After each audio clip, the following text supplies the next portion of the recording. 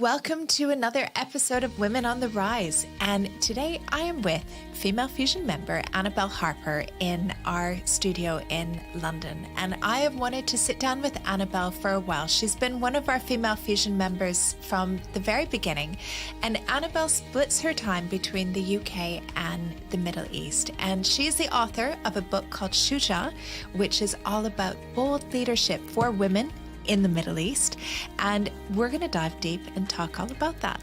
Welcome to the podcast, Annabel. Thank you, Jen. It's great to be here. Well, I'm so happy we finally get a chance to sit down and chat, because whenever I see you, you're always in between going to lots of different countries, or I am, and we never have a chance to sit down and talk. And I really want to dive deep into the work that you've been doing. But before we do that, maybe you could tell everybody just a little bit about you and about your background. Okay, sure. So I started my first career as a journalist. So I worked for all the main broadcasters in the UK, ITN, Channel 4 News, and then the BBC, and loved it. Always interested in people. I did sociology at university as my first degree, always interested in what makes people tick. And then when I was at the BBC, I enjoyed the experience of being more in a management role and people development and where people were going in their careers, the progressions that they were going to be making. So alongside being a complete news junkie, which I still am, I enjoyed those conversations to develop people and bring out the best in people. And I felt that there was more to that I wanted to explore in my own career. So I decided to leave the BBC and went back to university to study for a master's in coaching and mentoring practice because I wanted the academic rigour, really, of the study. Set up my coaching practice, and it was just before the recession, so it wasn't the best time to Which start recession was it? it? So that recession was like 2008, 2009. Okay. So it worked. The work came about, and I loved it. Absolutely loved it. And I started working at London Business School as an executive coach there as well. And through that, I did some coaching work in Dubai on their executive MBA program. And I'd been to Dubai several times on family holidays, and we loved it. And I felt very comfortable there. So this was a wonderful opportunity to actually go and work there. And that's really when my interest took off. I loved the environment. I still love the environment. I love the culture. I love the buzz of the place. And I developed a big network of friends and set up some coaching opportunities that were independent, that were part of my own business. And I just really enjoy the culture. And it's a very vibrant environment, as you know. And I particularly enjoyed learning more about the culture from the people that I was working with. And I felt that I should study more. So I did a master's in Middle Eastern Studies at King's College in London because I wanted to learn more about contemporary history, really, and understand, get underneath the surface a little bit more. My research project was looking at the United Arab Emirates government initiatives for women in leadership. Interesting. And the impact that they were having on women in organisations. And my sense was that although women were in organisations more, they were sort of getting stuck in terms of development and career progression. So although the initiatives were there, I wasn't absolutely sure that they were being implemented. But would you say that that's probably true in most countries around the world? I don't think that that's a problem unique to the United Arab Emirates, is it? No, you're absolutely right. I think the big difference for me was the fact that the government are very vocal about encouraging women. And I think now it's changed a lot in the UAE. And at the time, the research that I did for my master's was partly, yes, they were kind of being stuck. There was a log jam. There was a bottleneck in terms of promotion from senior people who'd been in organisations a long time. There's also something about the women themselves not asking.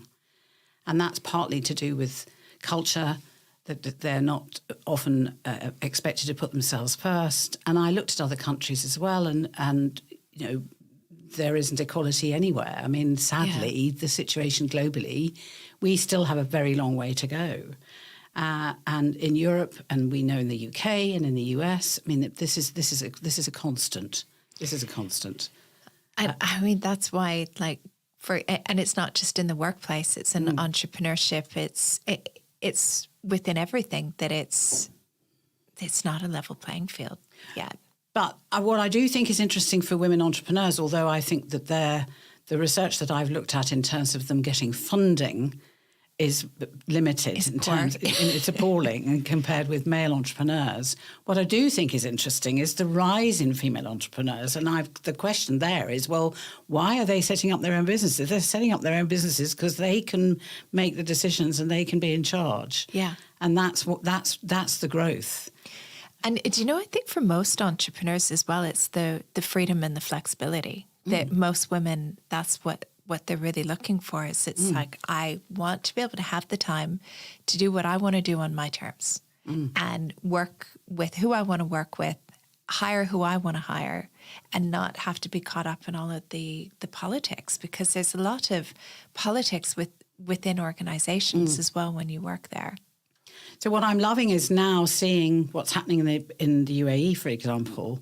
It's changed a lot since I first started working there.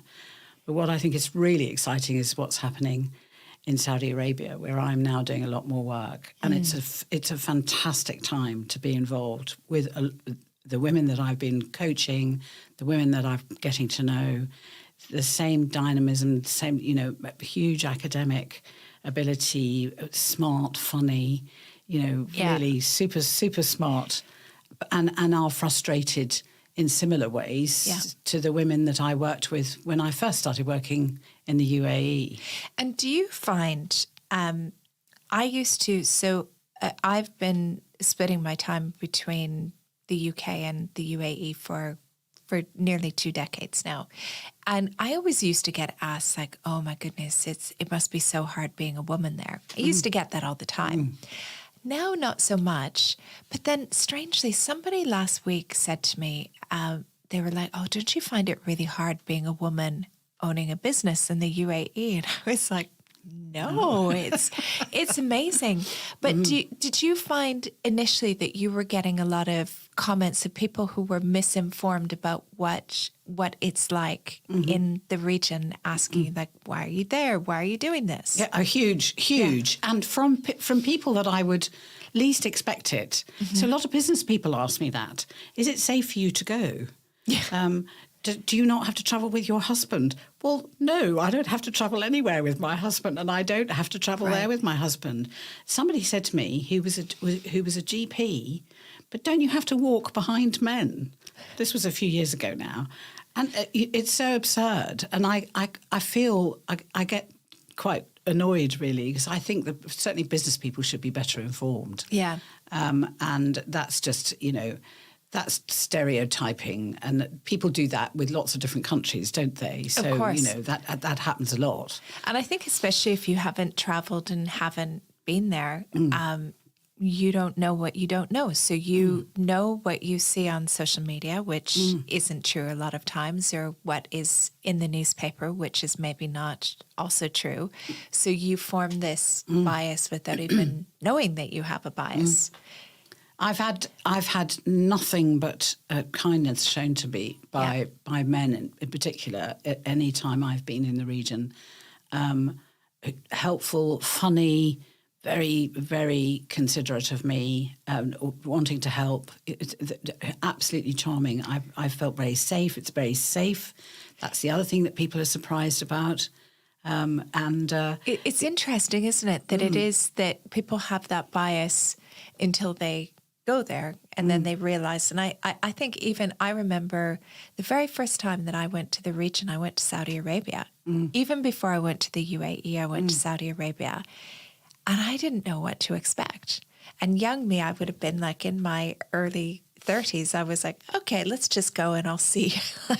I'll see what it's like. And even then, when it was a lot harder, like back then, that it still was very surprising to me, and the whole region was very surprising.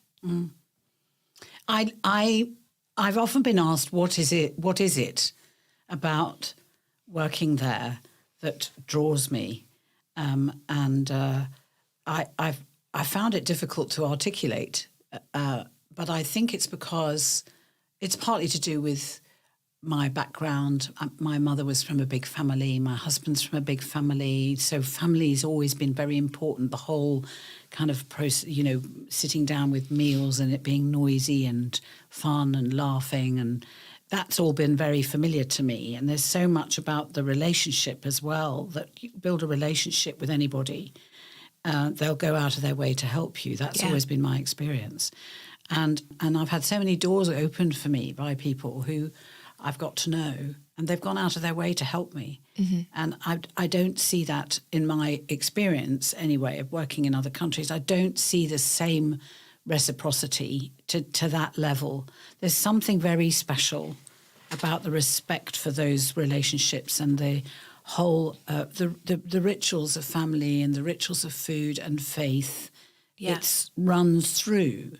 And I also think that's what adds to the challenge for a lot of people now, because there's so much change happening, especially in Saudi Arabia, and a lot of people are struggling to adjust to this new way of going. So there's a couple of things I wanted to ask you about, and one I think is something that for people who haven't been to the region, especially coming from more Western cultures, can find it a bit frustrating that you can't always go and expect to build relationships after one visit and have that business deal. Because it doesn't work that way. That I found, for example, one of my first contracts in that region, I ended up probably having to do about four flights over to the region because they wanted to know me. They wanted to know about me. They wanted to know my values. They wanted to know about my business. And I remember thinking, are they just wasting my time? Like, what? Like, I just kept going back and there were more questions and more discussions.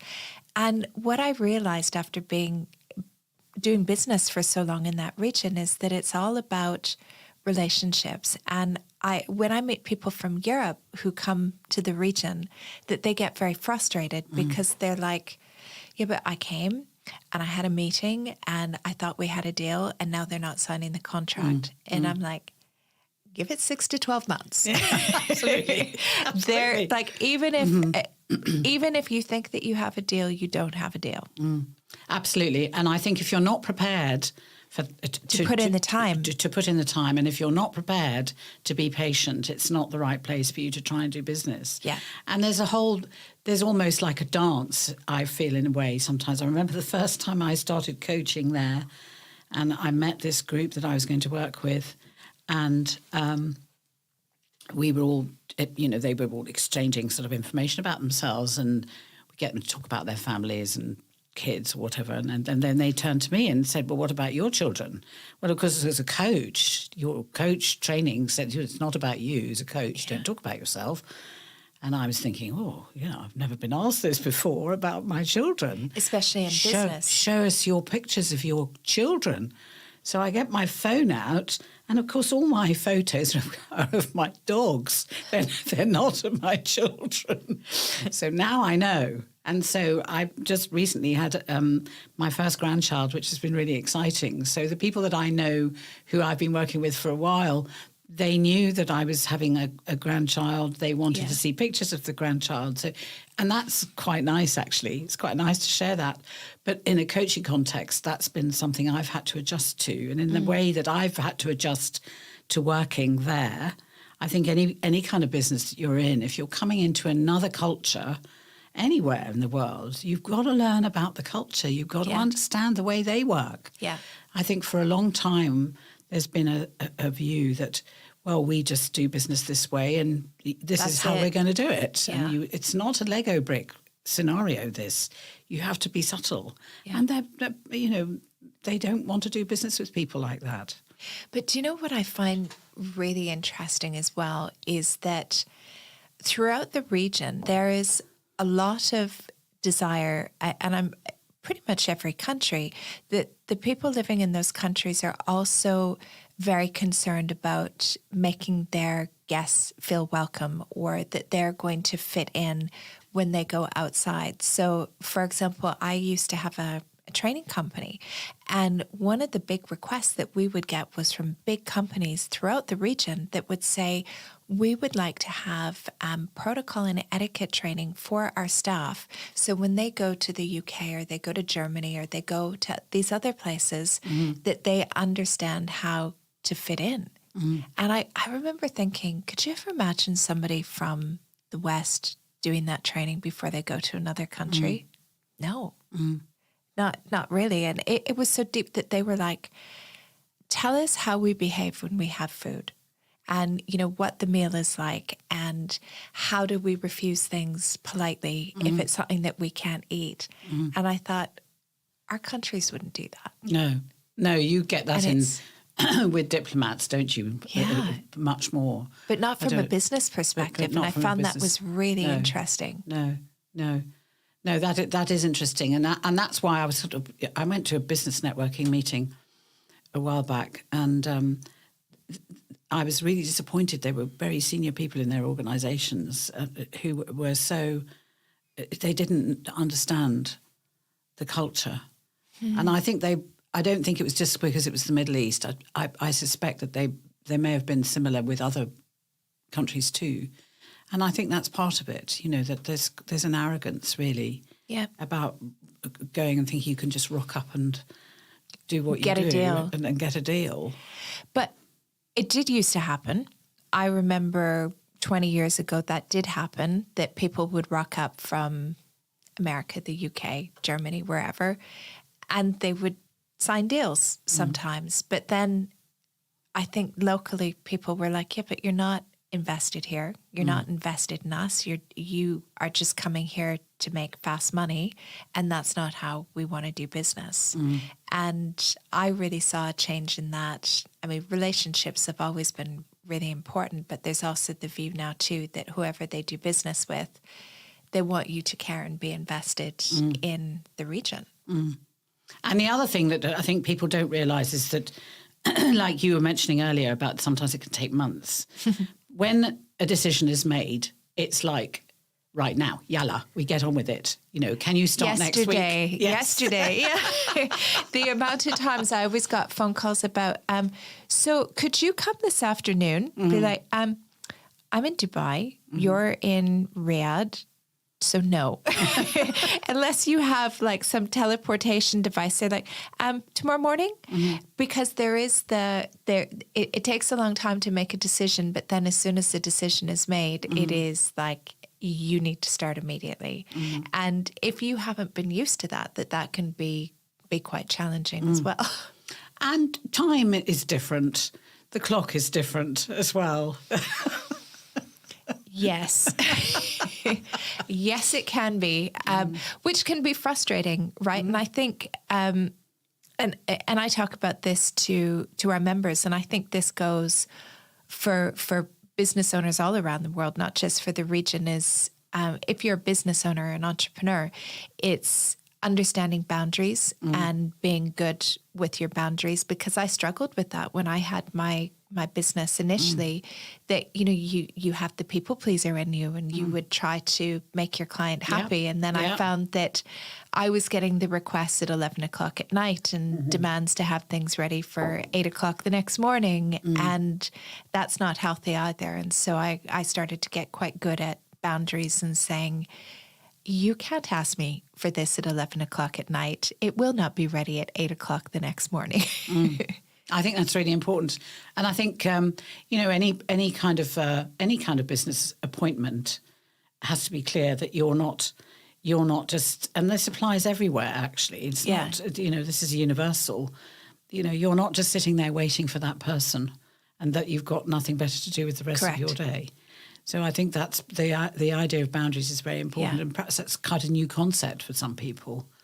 But I think it's terribly important. And if you're doing your own thing, which I am, you know, you need to know where you are as well. So you need your schedule. You need to know that, okay, I've got these 3 meetings, and then I've got that time later on today to focus on a new project or preparing a bid or whatever it is, you also need that structure. Yeah. Oh, absolutely. But because you're on your own, you are going to have to be, I think, and it took me a while to learn this, you have to be quite disciplined about how that you kind of imagine that you're your own office manager, you're your own PA sometimes or VA or whatever, that you have to actually have those kinds of conversations with yourself, because it's very easy to drift and, as you say, be a people pleaser and say, oh, well, I'll do it. Yeah. It wouldn't happen in an organisation. So it shouldn't really be any different just because you're running your own company. Correct. Now, let's talk about your book.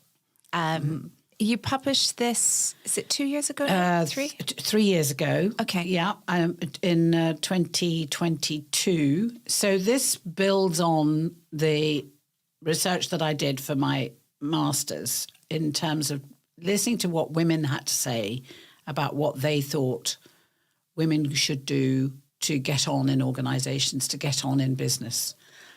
And I decided to expand it to look at the wider Middle East, not just the GCC, not just UAE, not just GCC. So I've got a lot of different women who I spoke to, and really they're at the heart of the book, because I asked them a series of questions about what they thought women needed to do for themselves, what they felt organisations needed to do, what were some of the barriers, and talking about the kind of challenges which I think make this unique in a way for the Middle East, in that there is a very strong cultural overlay to everything people do and the way that business is done.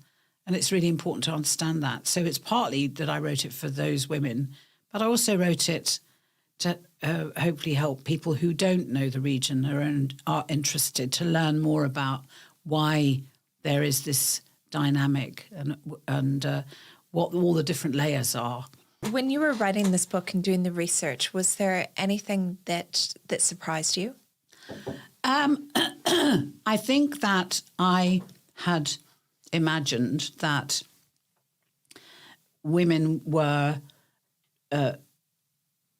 not as confident as they were, and that the women who were getting on and doing were actually giving a rallying cry to those other women to say, this is not going to come to you on a plate. Yes, we live in environments where there's a very often a kind of hierarchical household, a patriarchal society, not in every family, but we do have that culture behind us. But actually women need to ask. I think that's what came through, that women, you don't be passive. If you really want this to happen, you've got to ask for it. And I think that applies everywhere. I don't think that's unique to the Middle East. I'd say the same to women that I work with or meet in the UK. This, if you have an ambition to be successful in organisations, look for opportunities. Look at what's not happening. You've got your job description, but look at what's not being done. Show some initiative. Come up with ideas.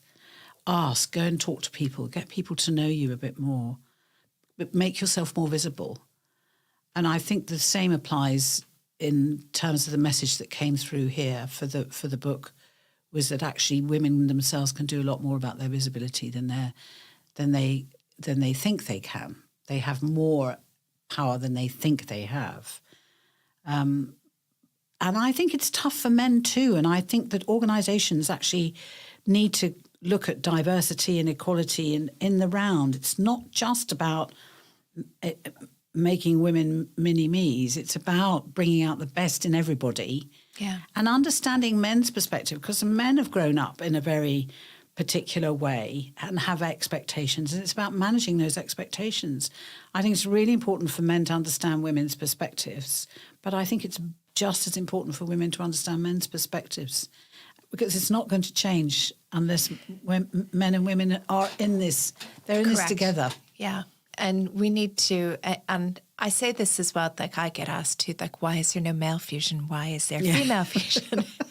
And it's like, well, I would love to be able to do things for all entrepreneurs together, because there's a lot of challenges that we have together. But unfortunately, there's a lot of things that aren't equal.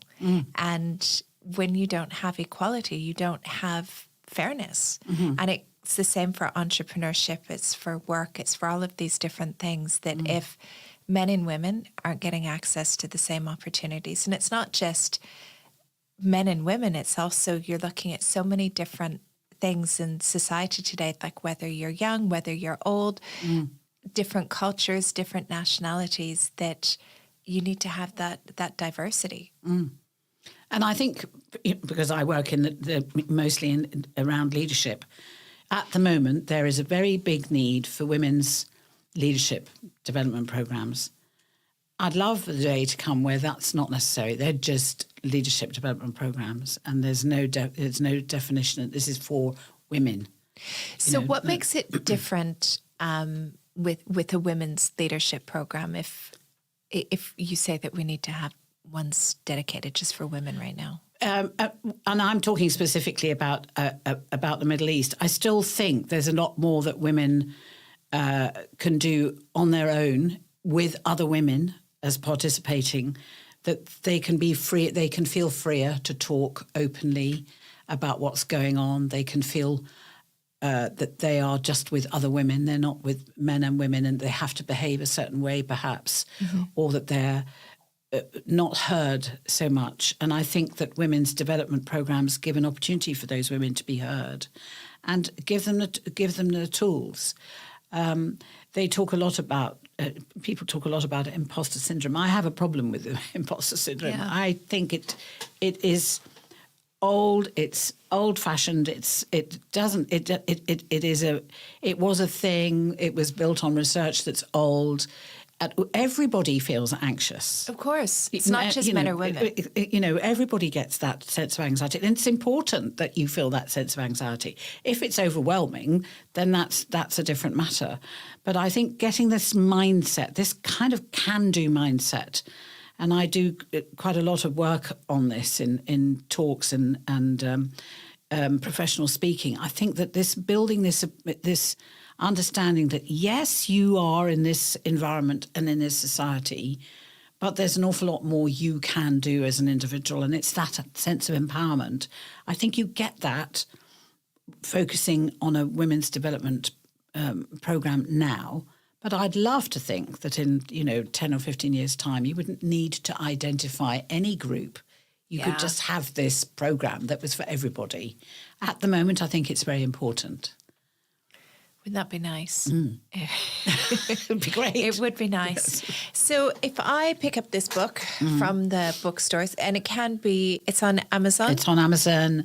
It's online. Yes. It's Audible. I've recorded an Audible version of it. So, yeah. Okay. Yeah. So what will somebody take away from this book? So what they'll take away is a little bit of the history of the region, to put it into sort of context if they don't know about it.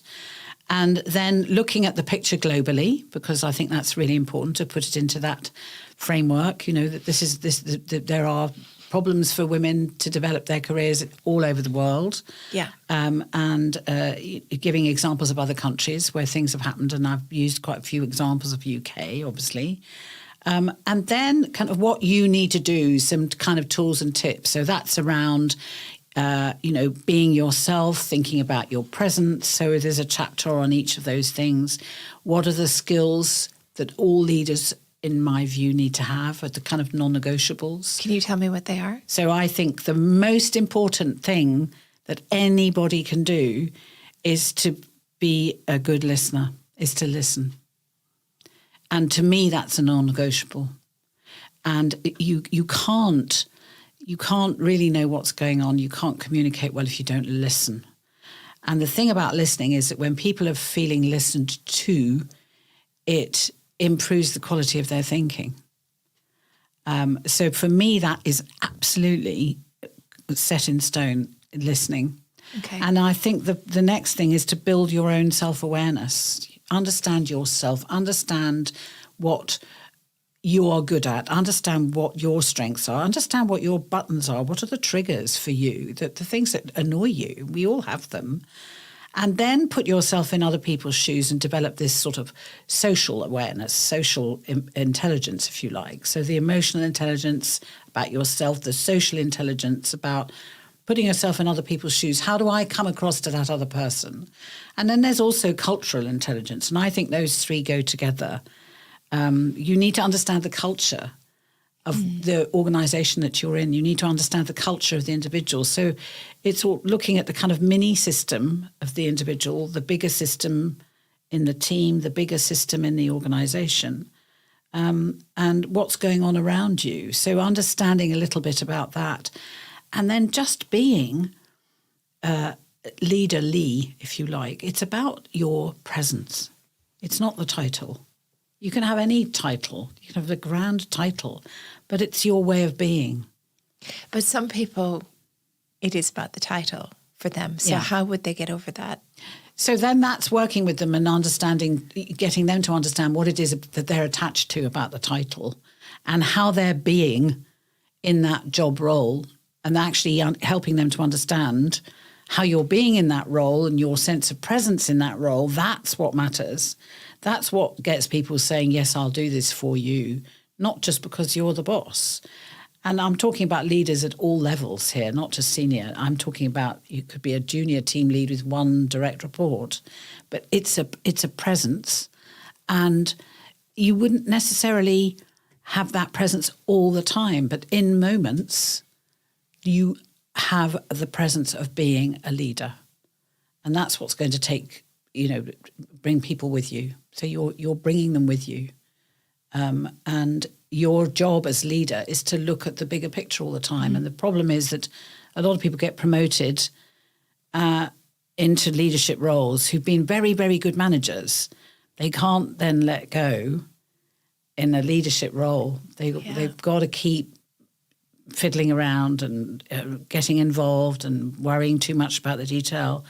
And it's about letting go and just standing back and having a big picture view.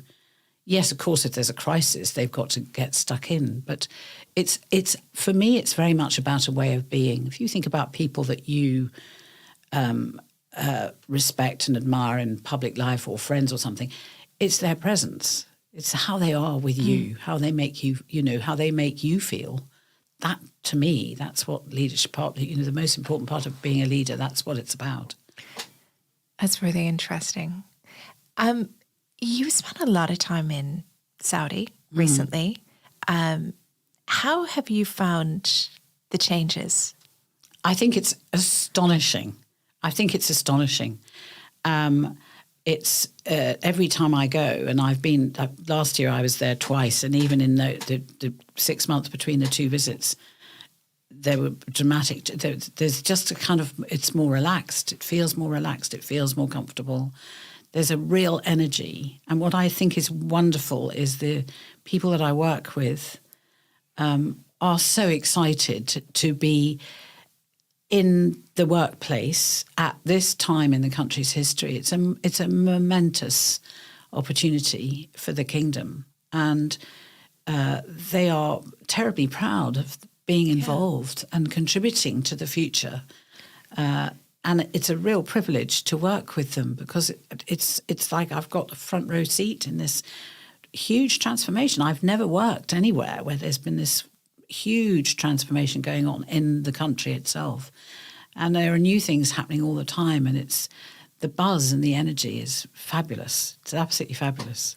And have you found as well, because women have very quickly gone from not being allowed in certain buildings. I remember I went to Saudi decades ago and women weren't allowed in government buildings, to all of a sudden being allowed in government buildings, having different roles, to now being like, wow, in big roles. You see a lot of women in very big roles now. Do you see in the work that you're doing with women in Saudi, do they have any particular challenges because this has happened so fast that maybe women in other countries wouldn't have?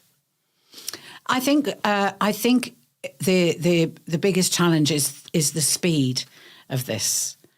Change is not easy for a lot of people, and this has been so fast. It's been faster, in my view, than it was in the UAE, and even that was significant. And when you think of what's been going on in the kingdom in the last 3 years, 4 years, they talked about the 2030 vision in 2016 when they put it together, but here we are, it's only 6 years away. And so suddenly, wow, it's kind of, rocket fuel. And I think they already met their 2030 vision and now they're on 2040 vision, aren't they? So, there's still a lot that they want to achieve in the next 6 years. So I think that one of the challenges is the adjustment for some people. And for men and women, actually. So some of the adjustment might be even coming from family, where parents are having to kind of see their young adult, children, now adults, obviously, suddenly in a different kind of world, or that their daughters are suddenly doing different things or having more freedom at work. And so there's an adjustment there. But I think there's also an adjustment in the organisation too. And suddenly you've got women who are now running teams of men, and they might have expected to get that promotion just because they might have expected to get that promotion. So I think it's that still, the sort of, the juxtaposition of these two. But amongst the people that I work with, there is an understanding, but there's still the odd comment that makes me think, there's still a little way to go here. Yeah. But look, you have that everywhere in the world. Yes. And I think this is what's interesting, is that you'll have people still with their stereotypes about working in Saudi or the UAE or other places. And you're like, but it's exactly the same in the UK or Canada or Australia or America. Women are still having the same challenges all over the world. Yes, I mean, and I sometimes hear about things that are happening here in the UK, and I think, oh, come on, this was going on when I started working. Are we still using that kind of language? So why it's so hard to normalise this, I don't know. I'll never know. Why it's taking so long, why it's going to take over 100 years for there to be global equality, I don't know. So it's enormously frustrating. I mean, my daughter talks a lot about what goes on in her world and things that she hears from friends of hers, and I think, this is the UK. It's ridiculous sometimes to me. I don't like to go into complaining and talking about things like this, but it goes to show me when I have these conversations with friends where sometimes we'll be like, why is this so hard? It is really hard being in this area. But then also as well, the conversation we have is that, well, who else is going to do it? Yes. Right? Yes. Because I want my daughter in 30 years from now to be thinking, like, isn't it crazy that like 30 years ago that, women didn't get equal pay or access to the same sorts of contracts?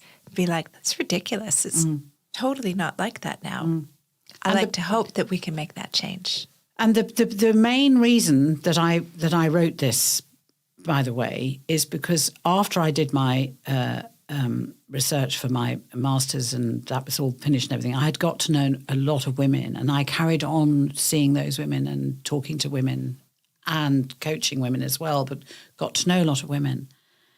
And one or two of them I would have conversations and say, there's so much going on here, and I want to do more. What can I do? And one of them said to me, write a book. And I said, why? And she said, because if we wrote that book, it would not be taken seriously. Wow. That's powerful, isn't it? And I was so shocked. And I thought, right, okay, then that's the challenge. I'm not an expert, but if that's a way to represent some of this, then I'll do it. Wow. And you have been working internationally. A number of business owners find that hard to think about, that they think, well, I'll work in my specific market. And the idea of working in different countries seems so strange that they would never even attempt doing that. What made you want to take your business international? I've always been interested in travel. I've always been curious about other countries. I grew up in Germany, lived there till I was 7. we travelled a lot as a family. I've always been interested in how other people live their lives and the differences and the similarities between my life. And I've always been interested, as I said earlier, in what makes people tick. So for me, it was an additional element to the experience of doing the coaching work that I do. And in coaching, some of the same issues come up. Doesn't matter where you're working, but it has meant that I've been able to see other environments where the culture of the place maybe does it does make a difference. And I learn all the time. I love to learn, and I love travel independently as well. I like traveling outside work. That's what I learn an awful lot from pushing myself physically. And I think that you've got to be prepared to go beyond your comfort zone. I mean, for me, it was sort of doing some extreme physical events like going to Peru to Machu Picchu and trekking the Masai Mara. And then a couple of years ago, I went to the Norwegian Arctic and had an amazing time with huskies and wild camping in temperatures of -25, which was tough, but it pushed me beyond my comfort zone. I would say the approach is try it. Put your toe in the water and experiment. Push yourself. I think it's very important in an organisational context, but if you're running your own business, you need to be fresh. You need to keep fresh. You need to have new ideas. You need to know what's going on beyond your horizon all the time. Be aware. Be aware of what's out there. Be aware of what other people are doing. Always have an eye on the competition. What else are they doing that's different? What could you bring in maybe to your business that keeps you and your unique brand you? But if you don't add that fresh air to what you're doing, I think you risk becoming very stale. It's an iterative process. So true. And it's just continuously innovating, and travel and working internationally helps as well to open up your mind and horizons for that. Yeah. When you wrote this book, was it the first book that you ever wrote, or have you written other books before? I started writing a novel a few years ago, and I didn't get very far with it. So this was really this is my first venture into writing. I would love to know, because we do have a lot of listeners who always say, I have a book in me, a couple of books, and I want to write a book. What would be your advice to women who have that book in them but don't know how to get started? I would say get a book coach. That's what I did, and it worked for me. It was quite a revelation, because here I was as a coach, having a book coach who was holding me to account, and I was committing to what I was going to be doing each week. But for me, that's what worked. It helped to sort out my ideas. It gave me a structure. And so tell me what it's like, because I can imagine that people are listening to this going, but what does a book coach do? So what does that look like? How long did it take you to write your book? Was it a couple of months? Yeah, and no, it was during the pandemic. So I had the advantage there that I wasn't travelling, although I hated not being able to travel. But I had the advantage there that I was at home. So I structured my day so that I had writing time every single day. Okay. And so that was, if you like, it was a benefit to me that I was at home. So I managed to schedule coaching calls, and then and anything else I was doing, and then I had writing time every day. So I had a structure. I worked with a group, and we had weekly meetings, and we had check-ins, and so there was a kind of process to go through, and it was reasonably quick. I think, to be honest, if it had gone on and on and on, I might not have finished it, but I had deadlines, and for me that was what was really helpful. And did you self-publish this book, or did you have a publisher for it? No, I had a publisher. I had a coach, and she put me in touch with the publisher, and we worked together. Amazing. And so after having done all of this, would you do another book? I'd love to do another book. Yeah? I'd love to do another book. I love writing. I love to write.